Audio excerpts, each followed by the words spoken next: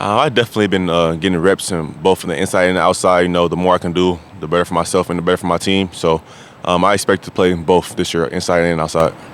Gotcha. And do you have a preference at all? Like, would you play, or I think you might be more comfortable in the slot? But It's crazy because coming in, I did start off playing on the outside, and that's where I was more comfortable. And then the transition into playing in the slot, I got more comfortable there. So now it's like I feel comfortable playing both, and it's just whatever the team needs to be successful, I'm willing to do. you talked earlier this offseason about being the OG of the wide receivers room. Yep. Obviously now Keon left, so you're really have to take even more of a step up perhaps in the leadership. Yep. How has that been going with the younger guys? There's a lot of youth in the room. What have you seen from those guys? It's been going well because guys are buying in. Whenever you get your guys to buy in, it makes the process that much easier. There's no pushback, there's no rebuttal from anybody, and I'm appreciative of that from the guys because we're all in this together, and we go as far as we do it as a team. Mel's talked a lot about team building, all those sort of things. Is that tougher in this day and age when guys are leaving? There's a lot of guys coming in and out, and maybe Keon, maybe it was a surprise, maybe it wasn't. But is it tougher to do that when there's turnover like it didn't used to be? I wouldn't necessarily say it's tougher, but it's definitely different. It's kind of like the NFL. Your roster nowadays can be different every year. So it's like you got to take it for what it is. Guys are going to come in, guys are going to leave. That's the day and age we're in now with college sports in general. But just being able to coexist and still make guys feel a part of a team and a family, because at the end of the day, we are a family still. No matter if you're here for 1 year, if you're a transfer, if you might transfer later down the line. You never know. But that's something that I really take pride in, is making sure that everyone on the team feels like they're a part of the team. For a guy that you've been there for a little bit, you're in the spring. You're like, all right, Peyton's my quarterback. I got Keon here, and like that, all that changes. I mean, how tough is that? Is that tough to deal with for you guys? I mean, whenever you lose good players, it's hard, but that's when you have next guys. You got other guys on the team who are capable. They just have been waiting patiently for the opportunity. It's not always one guy fills in the shoes for someone who departs, but if everyone elevates their game, then we'll be fine. And I'm very confident that the team's going to step up and elevate. One of the things Mel said is he thought this was maybe the best roster, at least in terms of depth. And where do you think we'll see improvement on the roster? Like when you watch practice, when you watch some, where are you eager to see, and where do you think we'll see it? The secondary. We got a lot of new guys who are competing for jobs. Competition breeds greatness, and guys are wanting to get on the field, so they know that they have to be on their A game every day, because if they don't, they'll get passed up by the guy behind them. So just seeing how the DBs compete with each other, but they're still bought in to what the team's best interest is at the same time, is good to see. And then guys just staying healthy, because we had a lot of injuries last year, especially on the defensive side of the ball. And if we can get all our pieces together, we're going to be a force to be reckoned with. How does going through last year, one of the things I'll talk about is sometimes you got to get kicked in the mouth at some point. When you think about what you were thinking about yourselves as a team a year ago, coming off 11-2, sitting here right now, versus what the season became versus where you are now, can you just speak to that mindset, and was there value in enduring last year? Right. Yeah, so like all humans, when you have success, you can sometimes get complacent, and I think that's what happened to us a little bit last year, along with death by inches, letting small mistakes add up, and eventually it catches up to you.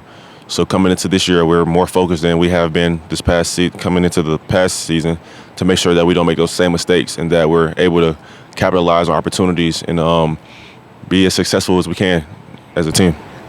I was talking about different team building activities you guys have done in the off season. Yep. I feel like there's been more of those, and it's been beneficial. Oh, absolutely. This has probably been the most team activities we've done in the offseason since I've been here.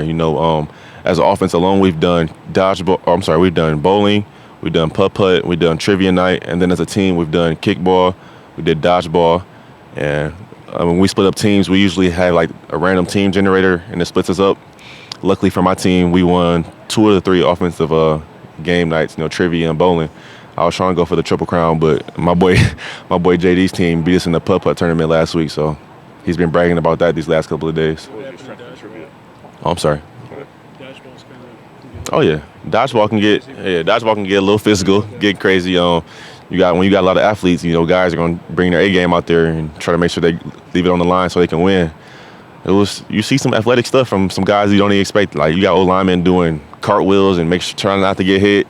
It's crazy. Guys you think could catch, they're getting hit in the face with the ball, and then guys you thought didn't have any hands at all are making plays. So it's fun though, just to get away from football and still have some fun together as a team. What ways do you think that complacency, looking back over that, where do you see it? Yeah, like I said, with success, it's just something that us as humans, we all can say we probably have done that sometime in our life. You get lackadaisical. The effort and attention to detail that you once put into things, it may not be the same. You might waver away from that just because you're like, well, I already accomplished this, I can do it again.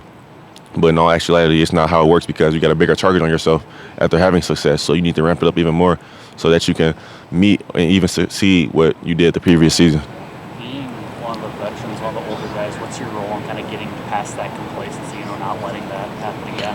When I see it, calling it out and making sure that it doesn't happen. As a leader, you can't be afraid to step up and speak. Sometimes you might hurt your teammates' feelings, but it's better to hurt their feelings now than for it to bite us later down the line when it really matters. So that's something I'm trying to instill within myself more consistently along with my teammates. If we see stuff that's not supposed to be going on, call it out right there and then and hold guys accountable. And then when you're getting held accountable, take it for what it is and don't, feel some type of way about it. Do you feel like that was lacking at all last year? Oh, absolutely. We had the pieces to make it happen, but for some reason we weren't consistent enough with it, and our record showed that. How different is the lots been made of how many more healthy offensive line this spring? What do you see from that group, and like how essential is them taking a step to whatever you guys have come this year?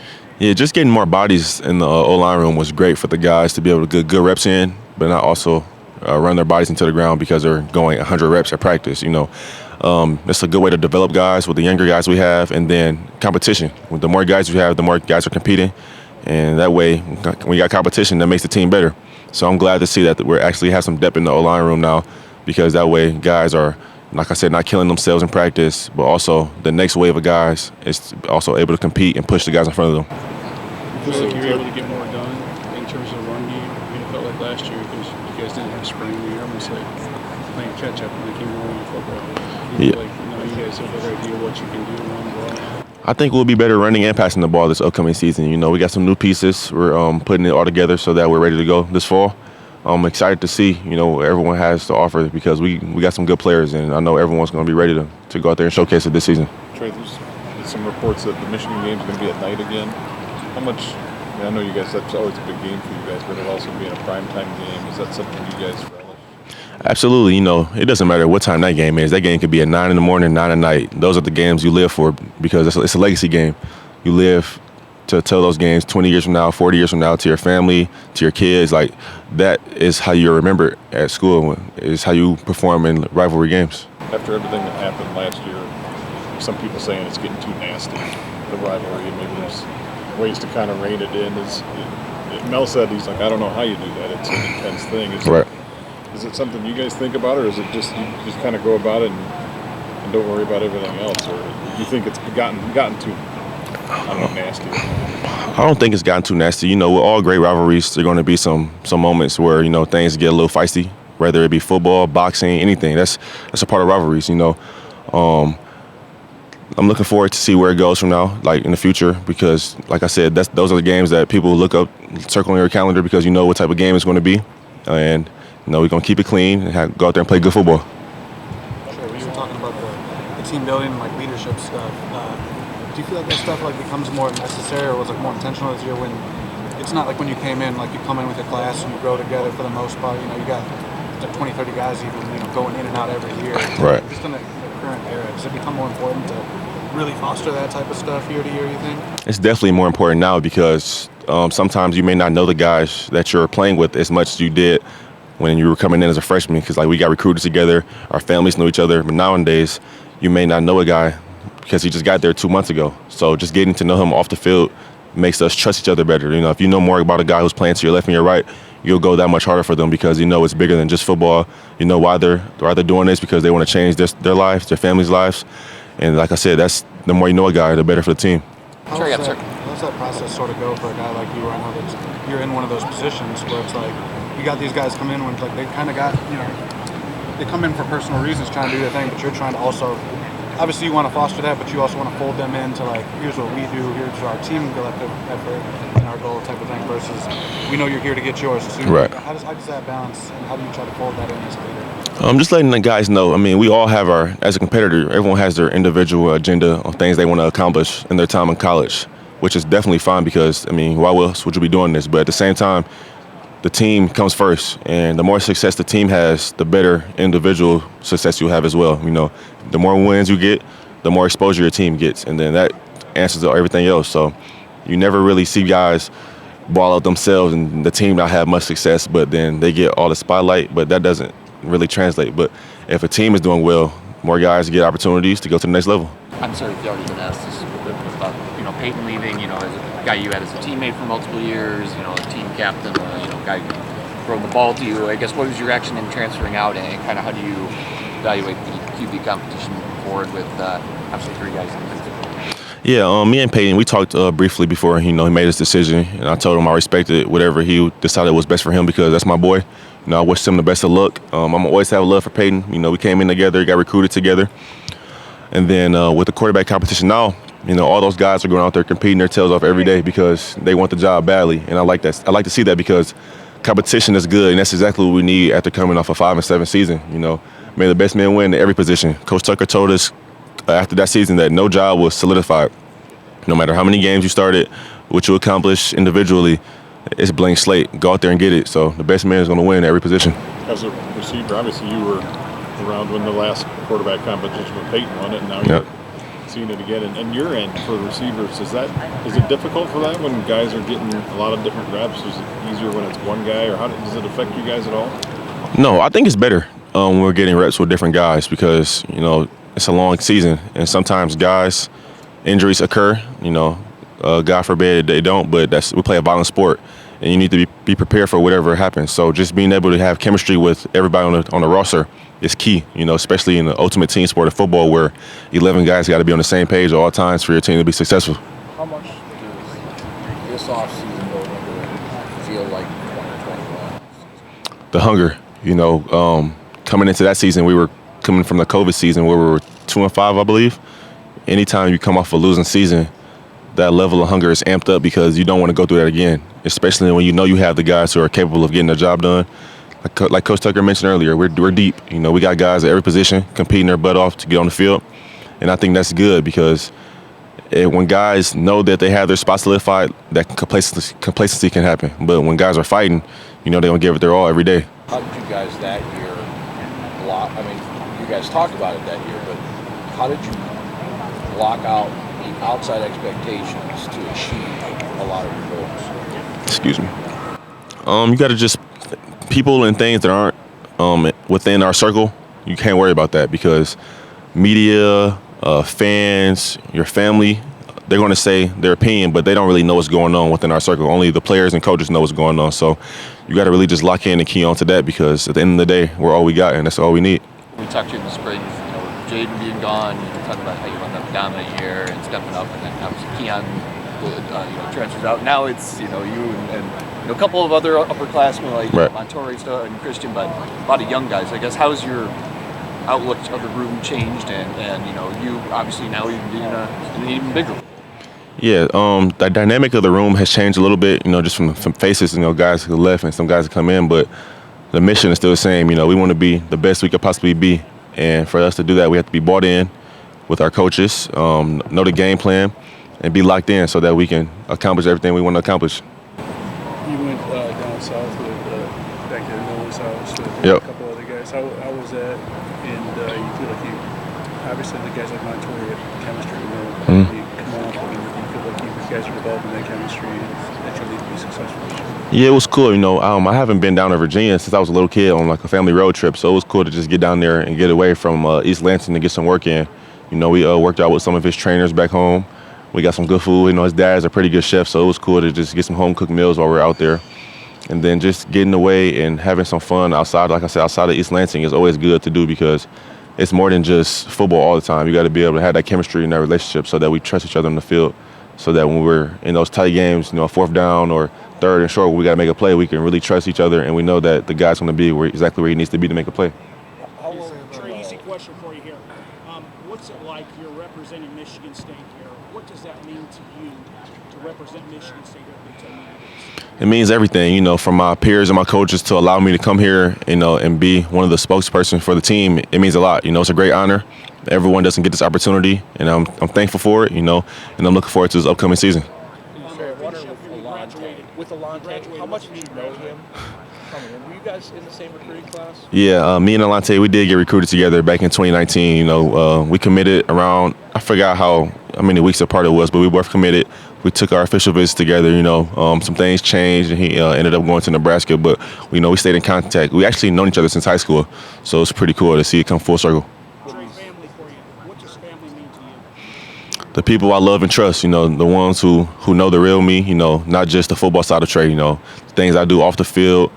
Those are the people I dedicate the most of my time to. With Alante, what have you seen from him and what can he add to this offense? He's explosive. He's quick. He's a baller. A veteran guy who's has some college experience. How the game is. He's a great asset for us to have in the room. Just the versatility that we have now with myself, him, Montori, Christian, and then you got Antonio Gates Jr., Tyrell Henry, Jerron Glover. We got some guys who can mix it up and play different positions, and I think that's going to be good for us this year. What's those dudes you just mentioned? So when you talk about the hunger as a team, does the receiver room, do you kind of like encapsulate that? Because there's you who's played a lot and done a lot, and pretty much nobody, guys have been around multiple years trying to get that shot. Even like a Tyrell sitting around last year, trying to break in. Does it seem like there's a lot of guys eager to get in that mix? Oh yeah. I can definitely see it in the room. Guys are competing their tail off every day because they know the opportunity that's ahead of them. With guys departing, Jay Reed and Keon, I forgot the percentage of catches, but they had majority of our catches last year. So, and Coach Hawk always tells us those balls got to go to somebody who wants them, and that's a great challenge to us. A lot of guys want to make plays, and I'm looking forward to see who steps up. That was something I kind of wanted to ask you about too. I mean, on the outside, I think people might say like, what's that passing game going to look like when you look at those guys, their target share, those two guys together, their receiving yardage percentages, and then the quarterback who threw it all. So you have no QB experience, and then most of those receptions and yards are on. What would you say to give people confidence in the passing game?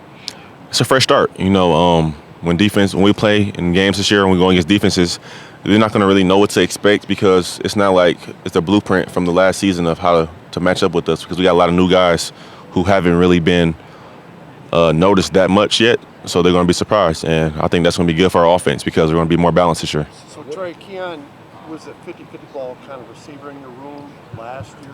Who's going to be that 50-50 ball guy to really make that even under the cover? We got a lot of guys. We like to call them 80-20 balls. Like I tell guys, if that ball's in the air and you have a chance to get it, you better go get it.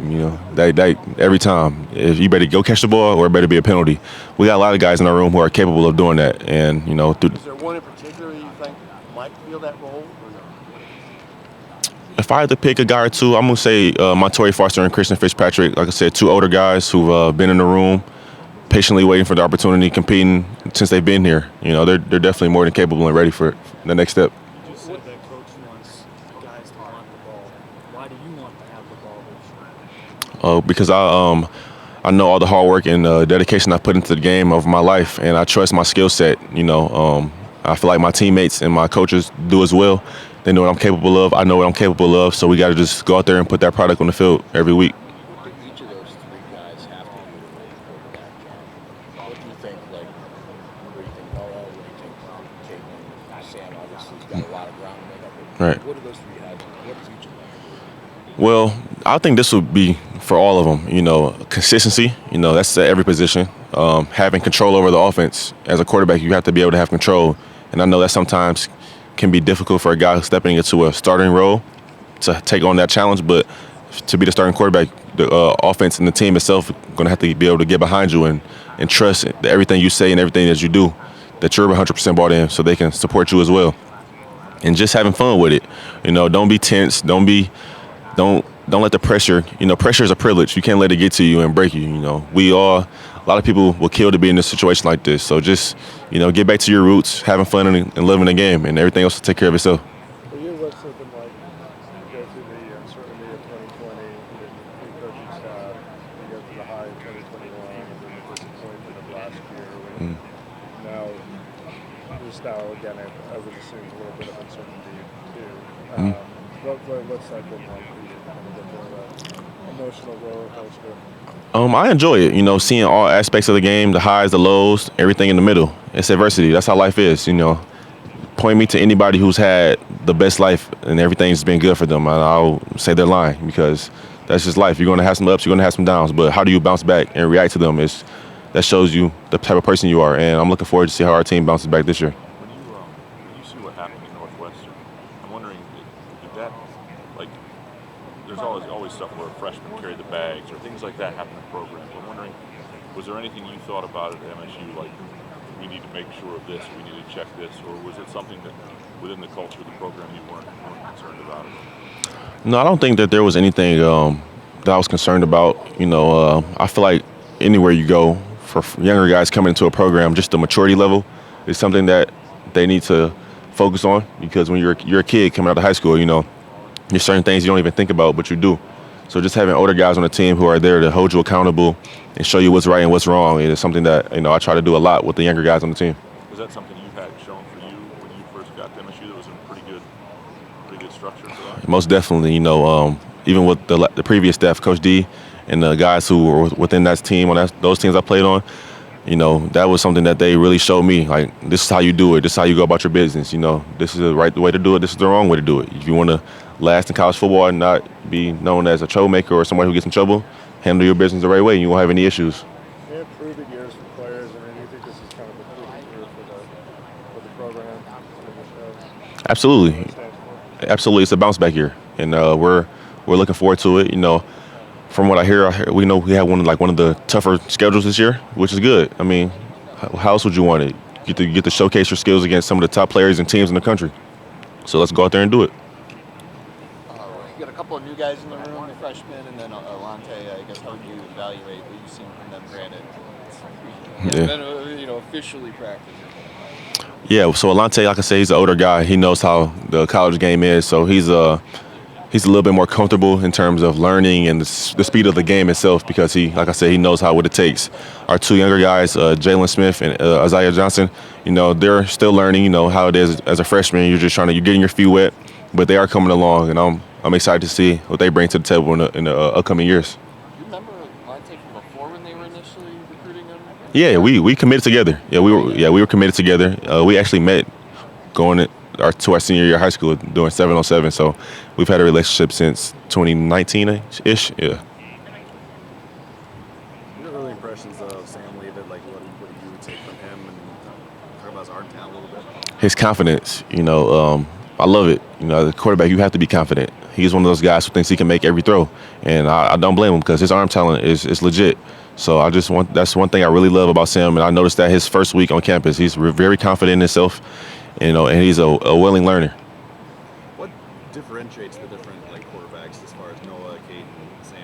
What makes them different? If you see all of them stand next to each other, their body types will be the first thing that you see. They're all great quarterbacks, but they all do it in different ways. Noah, they all have great arms for sure, but then Noah's more mobile. Caden's a bigger body. And then Sam he's like a tweener. He's a little bit smaller than Caden, but he's a little bit, and he can move a little bit as well. So just seeing them get the job done in different ways is good to see, because, like I said, they're all competing for that job, and the best man will win. The second year guys, you mentioned a little bit, Gates, Henry, and Glover. Yep. How big of a jump are you expecting to see out of them? I'm looking to see a major jump. I know those guys are hungry. They didn't play as much as they probably wanted to last year. But now they have a tremendous opportunity in front of them now to go out there and get as many snaps as they want if they take care of business. Coach Hawk always tells us, I'm going to play the guys I trust, and the guys that I know, they know what they're doing on the field, and they can go out there and make plays. So I'm looking forward to seeing all those guys go out there and make plays for us this year. What is your relationship like with Coach Hawk and Coach Tino? Oh, yeah, me and Coach Hawk have a great relationship. Us both being from the state of Michigan, he's taught me a lot in these 4 years. He's been my coach since the 2020 season. We have a lot of great conversation about football and off the field. We a lot of mutual respect. I listen to everything he tells me, good and bad, pertaining to my game, because I know he's coming from a good place and he wants me to succeed and make it to the next level. So everything he tells me, I soak in. And then with Coach Tino, we met earlier this year, but like I said, even with him, very relatable. You know, with him being a younger guy, he knows what he's talking about. Very educated on the game, and I'm looking forward to him coaching us as well this season. Yeah. Yep. No problem. So last fall camp kind of sunk in yet to you, or already when you're coming back? No, I mean, I thought about, like, I'm excited. You know, it's been a long 5 years. Seen the ups and seen the downs. Ready to go out there, have a good final camp, final season or senior season campaign. You know, go out there, ball out, leave on a high note, and then get ready for the next level. Shuffling back and forth, no change in the locker rooms for practice, I heard.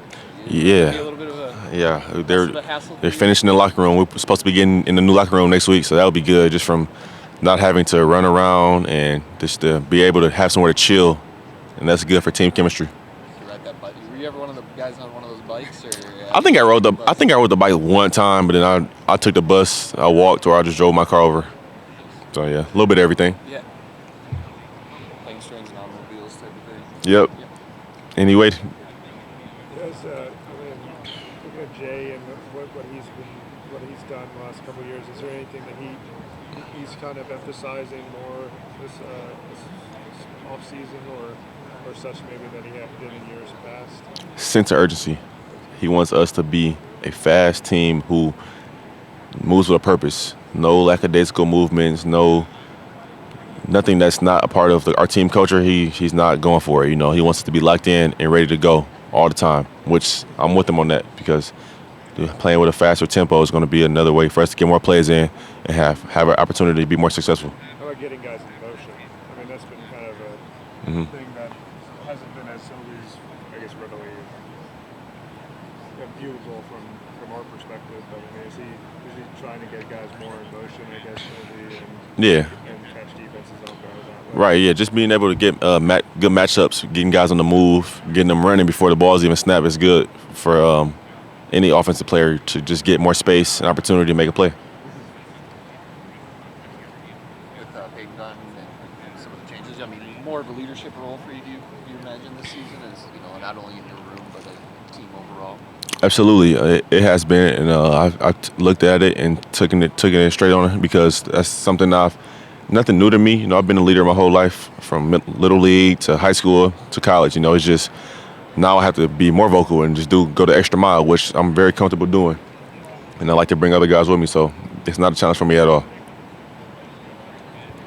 Yep. Is this a receiving car also that's interchangeable? I mean, where everybody can play every other position, or do you feel like certain guys are just going to be an X, and there's going to be a Y and a Z or whatever?